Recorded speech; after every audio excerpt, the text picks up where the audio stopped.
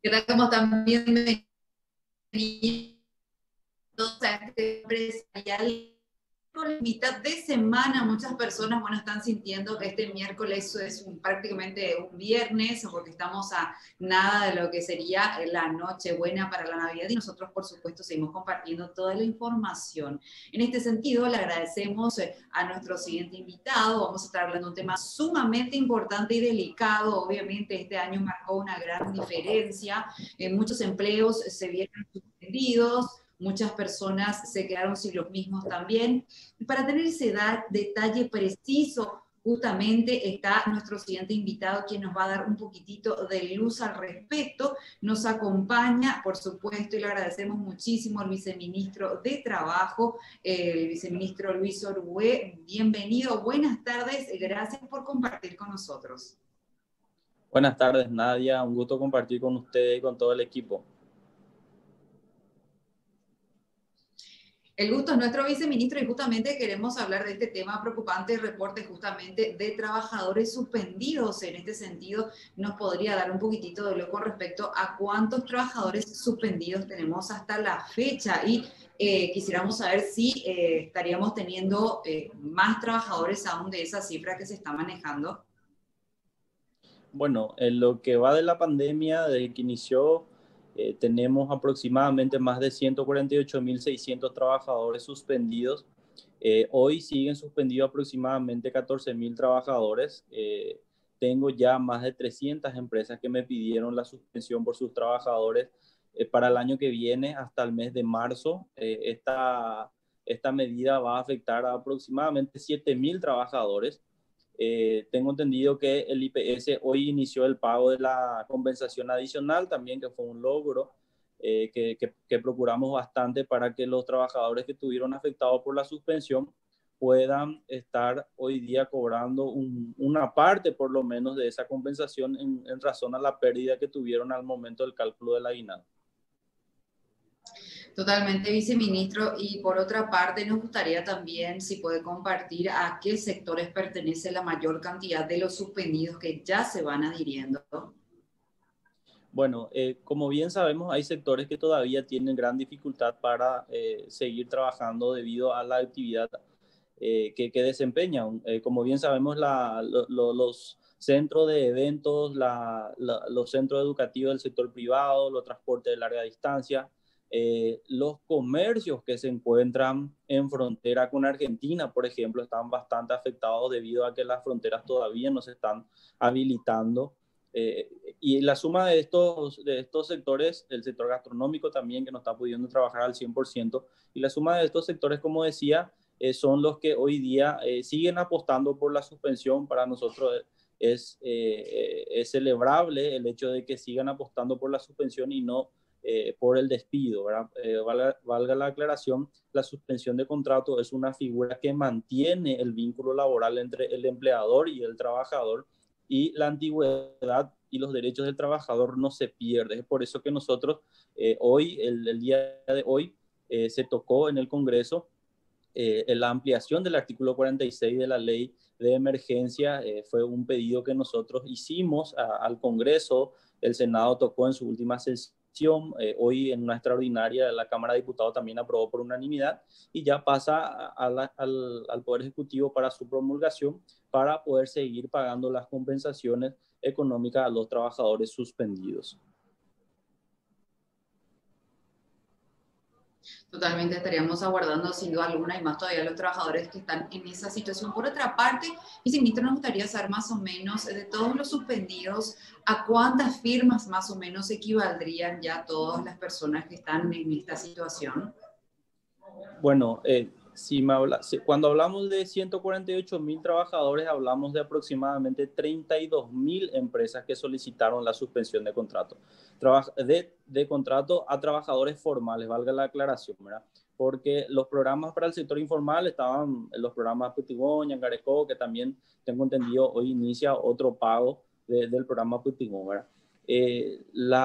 Los números que nosotros manejamos son números distintos a lo que maneja en IPS, eso quiero aclarar también, porque IPS habló de un total de 99.000 trabajadores en lo que fue de la pandemia, pero la diferencia se debe a que muchas empresas grandes, por sobre todo, suspendieron a sus trabajadores, pero le pagaron la mitad del salario que percibían algunos y algunos la mitad del salario mínimo. Es decir, no necesitaron de la compensación que el Estado le dio a IPS para pagar. Entonces, por eso esa diferencia de esos números. Totalmente. Y por otra parte, viceministro, en cuanto a lo que es el nivel de suspensiones, tendríamos que hablar que en su gran mayoría serían pequeñas y medianas empresas. Sí, podemos decir que en un 70 hasta 80%, me arriesgaría a decir, fueron las MIPYMES las que utilizaron esta figura, debido a que son las que menos espalda tienen, como se dice, para aguantar una crisis como esta.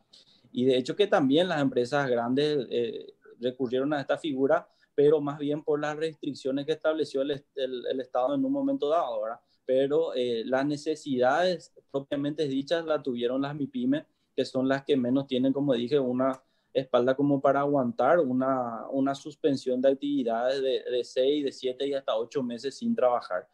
Hoy día, gracias a Dios, no tenemos disparados números de despidos, eso es importante resaltar. Tenemos aproximadamente, desde que empezó la pandemia, una cantidad de 20.000 trabajadores que salieron del sistema de seguridad social, es decir, terminaron una relación laboral, y de los 20.000 aproximadamente 7.000 fueron los que realizaron las denuncias correspondientes ante el Ministerio de Trabajo. Con esto tenemos números muy importantes, son los más bajos de la región, eso es importante resaltar, y también resaltar que son de empresas de trabajadores formales, ¿verdad? Porque el sector informal es un número totalmente distinto y es muy difícil de medir y de cuantificar porque no existen registros siquiera de estos trabajadores. Totalmente. Y por otra parte, viceministro, para las personas que quieran hacer denuncias, ¿desde cuánto se estarían tomando esas denuncias y cómo? Bueno, respecto a las denuncias por aguinaldo, a partir del 2 de enero, denuncias de cualquier índole laboral se puede realizar por medio de las plataformas que habilitó el ministerio. Acá en la central puede venir de manera personal, estamos haciendo atenciones, o en cualquiera de las direcciones regionales que tenemos en todos los departamentos del país. Les recomiendo por sobre todo realizar las denuncias de manera teletemática a los efectos de evitar riesgos innecesarios. Quiero resaltar que durante toda la pandemia utilizamos los servicios de atención a distancia, teniendo una efectividad de 65%, es decir, del 100% de las denuncias por despido injustificado, 65% de los casos llegamos a un acuerdo satisfactorio con el pago correspondiente de la indemnización. El resto ya pasa al Poder Judicial seguramente para su tramitación. Por otra parte, viceministro, es importante también ese detalle, estamos en una fecha de aguinaldo de los cobros y hay una responsabilidad también muy importante por parte del empleador de hacer los pagos. Mi consulta, bueno, tengo dos consultas. La primera sería, el pago puede ser coordinado entre el empleador y el funcionario con respecto a si es fraccionado o no, porque la ley establece que tiene que ser abonado antes del 31 de diciembre. Ese es por un lado. Y por otro lado, también importante sería resaltar también todo ese trabajo que vienen realizando para colaborar con las personas que están en esta situación complicada y que no se les puede tampoco empujar mucho al empresario de por ahí no tiene esa espalda para poder dar ese aguinaldo hoy en día, viceministro. Es así, Nadia. El Código Laboral establece claramente que el empleador debe abonar el aguinaldo de manera total antes del 31 de diciembre, establece el código. Lo que nosotros hicimos es llamar a concienciar a los trabajadores y a los empleadores, ¿verdad? A los empleadores a priorizar el pago siempre del personal que estuvo ahí del día 1, del día de la pandemia, que estuvo aguantando esta crisis, de que no estuvo trabajando, no estuvo percibiendo salario, para que le pague el aguinaldo correspondiente, o sea, el aguinaldo proporcional. Y al empleador y al trabajador le decimos que también tenga consideración con su empleador, que como decía, si estuvo 8 meses sin poder producir, teniendo no, más, sabemos bien que casi todos los empleadores tienen compromisos económicos también asumidos, bancos, financieras, y también existe un apriete por parte de estos sectores al empleador que hace que a fin de año la carga le sea un poco pesada. Entonces, lo que nosotros recomendamos siempre es de que el empleador llegue a un acuerdo con el trabajador para que pueda pagar de manera consensuada el aguinaldo. Como yo siempre dije, si hay un acuerdo de fraccionamiento del aguinaldo al año que viene, el ministerio no va a tomar ninguna intervención. Ahora, si el trabajador no está de acuerdo y viene y realiza la denuncia, lo que vamos a hacer nosotros es recibir la denuncia, llamar a una audiencia de conciliación y tratar de arreglar amistosamente como lo hacemos cada año. De hecho que si en la primera audiencia no se concilia, se vuelve a llamar una segunda audiencia, y si en la segunda audiencia no se concilia, entonces ahí el ministerio utiliza su poder sancionador para aplicarle la multa correspondiente a la empresa, ¿verdad? Pero lo que menos queremos hoy día es, atendiendo a la situación por la que estamos atravesando, es multar a las empresas. Por eso es que hacemos este llamado a los empleadores y a los trabajadores a que lleguen a un acuerdo en cuanto a la forma de pago del aguinaldo y se pueda evitar ese tipo de situaciones a principios del año. Viceministro, obviamente ante esta situación en la que estamos, obviamente la pandemia no va a estar disolviéndose de manera inmediata, vamos a estar teniendo más suspensiones.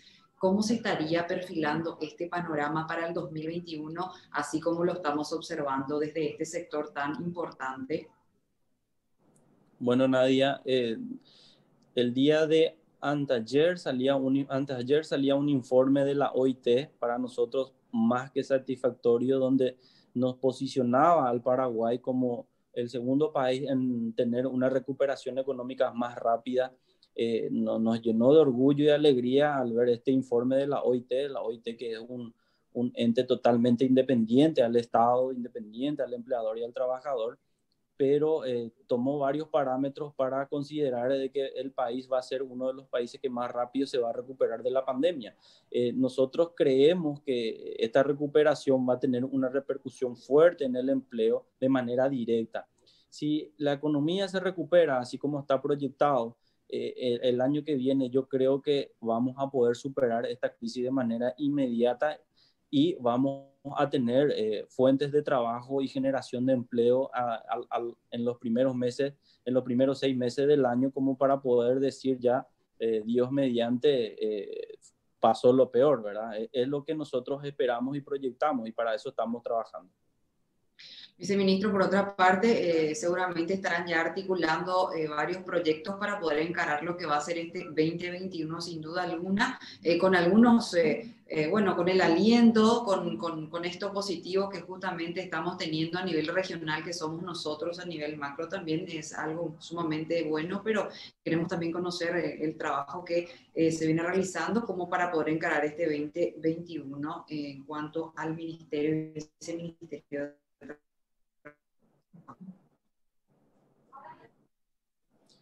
Bueno, lo que vamos a hacer, Nadia, nosotros es seguir trabajando en los proyectos que nosotros proyectamos, como valga la redundancia, al inicio de la gestión. Y el trabajo fuerte del Viceministerio de Trabajo se va a basar en la formalización. Esta pandemia nos enseñó y enseñó a más de uno que ser formal en este tipo de situaciones es demasiado importante y beneficioso.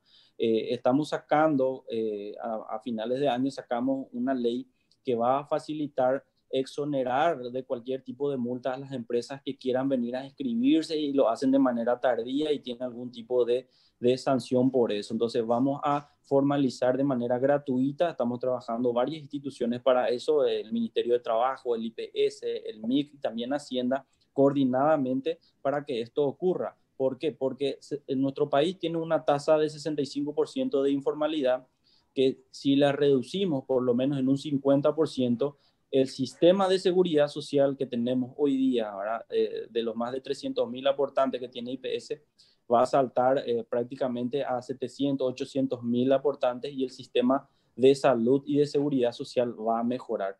Ese es el objetivo principal. Luego están las políticas que nosotros lanzamos este año y que no pudimos aplicar por el tema de la pandemia, que son las políticas de capacitación, de fortalecimiento de las habilidades blandas de los trabajadores y la capacitación en sectores que antes eran impensables, ¿verdad? Nosotros estamos insistiendo y publicando bastante en nuestras redes sociales del ministerio las promociones que estamos haciendo a nuevas actividades que antes no se realizaban y también que no realizaban, por ejemplo, que realizaban solamente hombres y que ahora están realizando mujeres, ¿verdad? El día de anteayer festejábamos la historia de una persona del sexo femenino que se recibía de contratista de obra, de 5 mujeres que hacían de ingenieras electrónicas, que fueron capacitadas por el SNPP para sistemas de especialización de 500 KB. O sea, son rubros que nosotros vamos preguntando porque trabajamos de cerca con la UIP y con ciertos sectores que nos dicen esto necesitamos y esto estamos queriendo para dentro de 5 meses. Entonces nosotros contratamos los especialistas, hacemos las capacitaciones y luego les vinculamos directamente a esta gente con un empleo formal. Va a ocurrir lo mismo con la planta de Concepción, la planta de celulosa de Concepción, que va a generar más de 3.000 puestos de trabajo de manera directa y aproximadamente 15.000 de manera indirecta. ¿Por qué? Porque estamos invirtiendo una gran cantidad de dinero en capacitación para que no venga del extranjero la gente a ocupar los cargos dentro de la planta, sino que sea nuestra gente la capacitada para que el día de mañana, cuando la fábrica abra, puedan trabajar de manera directa en la fábrica. Entonces, son básicamente proyectos esenciales que estamos encarando y que estamos llevando y que queremos terminar este año para poder empezarlo y trabajar de la mejor manera. Muchísimas gracias, viceministro, por este tiempo, por el espacio, por supuesto, por las informaciones sumamente valiosas para todas las personas que están más que atentas ante esta situación. Seguramente vamos a estar hablando en una próxima ocasión, eso sería en el año que viene, así que deseamos muchos éxitos, felices fiestas y bueno, feliz resto de jornada. Muchísimas gracias a ustedes por el espacio, muchas felicidades también a ustedes, a todos sus compañeros, que pasen una excelente Navidad, un próspero año nuevo y ojalá que el año que viene todo vaya a mejor. Muchísimas gracias. Estuvimos hablando con el viceministro de Trabajo, Luis Orué, nos estuvo conversando justamente acerca de las suspensiones laborales, más detalles precisos, así que de esta forma nosotros vamos cerrando este espacio, vamos a una pausa, a la vuelta retornamos con más.